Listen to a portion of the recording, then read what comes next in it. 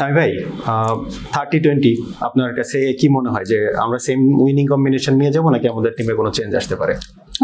আমি তো সত্যিকারের অর্থে তানজিদ তামিম আর পারভেজ ইমনকে দেখতে চাই আসলে ওপেনিং প্লেয়ারের জায়গাটা। তারপর এখানে আবার প্রাসঙ্গিক আরেকটা কোশ্চেন চলে আসে যে নাইম শেখকে আপনি যেহেতু দেখতে চেয়েছেন সো এক ম্যাচ পরেই আপনি আবার তাকে ড্রপ করবেন কিনা? কারণ আপনি ধরে নেন যে নাইম শেখ ডেফিনেটলি বেস্ট 11-এ বা আপনার প্রথম চয়েসে নাই, কিন্তু নাইম শেখ আপনার ব্যাকআপ ওপেনার হিসেবে থাকবেন এশিয়া কাপে কিনা বা নাকি থাকবেন না, এবং আপনার ব্যাকআপ স্ট্রেংথটাকে স্ট্রং রাখাটাও খুব গুরুত্বপূর্ণ বা সচল রাখাটাও খুব গুরুত্বপূর্ণ। কারণ যদি আল্লাহ না করুক কোনো একটা ইনজুরি হয় কোনো প্লেয়ার, বাট তারপর আমার কাছে মনে হয় যে মোমেন্টামটা আসলে দুই ওপেনার পেয়েছেন, যে কেমিস্ট্রিটা দুজনের মধ্যে হয়েছে, দুজনের কিছু ব্যক্তিগত রেকর্ডের জায়গাও আছে, এই জায়গাটা definitely this is very important.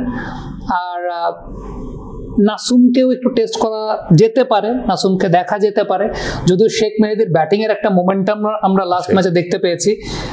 রিশাদের জায়গায় মেবি রিশাদকে রেস্ট দেওয়া যেতে পারে একটা ম্যাচ, যদিও রিশাদের জন্য রিশাদ তো আসলে প্রমাণ করার কোনো কিছু নেই, লেগ স্পিনার একটা ব্যাট ডে আসতেই পারে।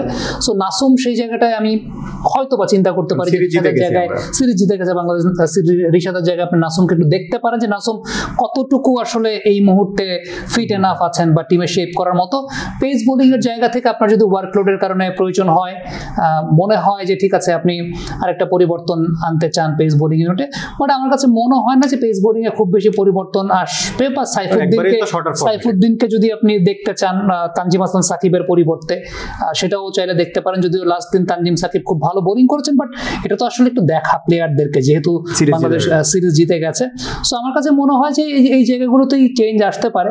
মানে আমি চাইবো তানজিদ তামিম আর পারভেজ ইমন দুজনেই খেলুক, সেটা একটা বিষয়, এটা আমার ব্যক্তিগত চাওয়ার জায়গা। আর যদি চেঞ্জ করেন, দুইটা চেঞ্জ, একটা তানজিম সাকিবের জায়গায় যদি আপনি মোহাম্মদ সাইফুদ্দিনকে দেখতে চান যে সাইফুদ্দিন কেমন পারফর্ম করছেন, ডেফিনেটলি আপনার স্ট্রেংথটা, ব্যাকআপ স্ট্রেংথটাকেও তো সচল রাখতে হবে, আর সেই সাথে নাসুমকেও একটু দেখা যায় নাসুম কিভাবে আছেন। সেই ক্ষেত্রে আমার কাছে মনে হয় যেহেতু শেখ মেহেদীর ব্যাটিংটা এর আগের দিন একটা ভাইটাল ফ্যাক্টর কাজ করেছে এবং তার ব্যাটিং এর মোমেন্টামটাও ক্যারি করাটা খুব প্রয়োজন। সো রিশাদের যেহেতু তাকে নতুন করে প্রমাণ করার কোনো কিছু নেই, রিপ্লেসমেন্ট হতো এটা একটা এক্সপেরিমেন্টাল জায়গা। পাকিস্তান টিমের কি চেঞ্জ চিন্তা করছেন? পাকিস্তান টিমের চেঞ্জ হোক বা না হোক আমার তো কিছু যায় আসে না এখন। তারপরেও আমার কাছে মনে হয় যে পাকিস্তান টিম হয়তোবা তাদের টপ অর্ডারে কোনো চেঞ্জ করতে পারে কিনা, ইভেন কম্বিনেশন ওয়াইজ কোনো চেঞ্জ করতে পারে কিনা। আমরা হাসান নওয়াজকে এই সিরিজে একটু নিচের দিকে ব্যাটিং করতে দেখেছি, 4-এ ব্যাটিং করতে দেখেছি। হাসান নওয়াজকে তারা টপ অর্ডারে প্রমোট করবে কিনা, ওপেনিং এ প্রমোট করবে কিনা, সেটাও কিন্তু তারা চাইলে করতে পারে। পাকিস্তানের লাইনআপ একজন বাহাতি চায়নাম্যান বোলার আছেন এই দলটাতে, সুফিয়ান মুকিম, তাকে পাকিস্তান হয়তোবা চাইলে দেখতে পারে এই ধরনের কন্ডিশনগুলোতে, বিশেষ করে বাংলাদেশের মতো অপোনেন্টের এগেইনস্টে হয়তোবা তিনি খুব হ্যান্ডি হতে পারেন।